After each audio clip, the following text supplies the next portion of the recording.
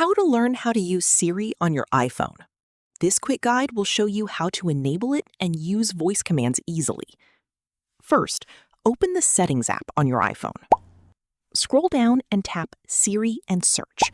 Here, you will see options to turn on Siri features, like Listen for Hey Siri and Press Side Button for Siri. Turn these options on to activate Siri. Once Siri is enabled, you can start using it in a few different ways.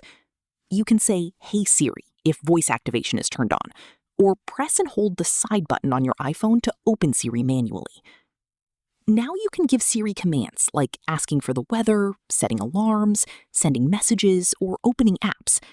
For example, you can say, "Hey Siri, set an alarm for 7 a.m., and it will do it instantly.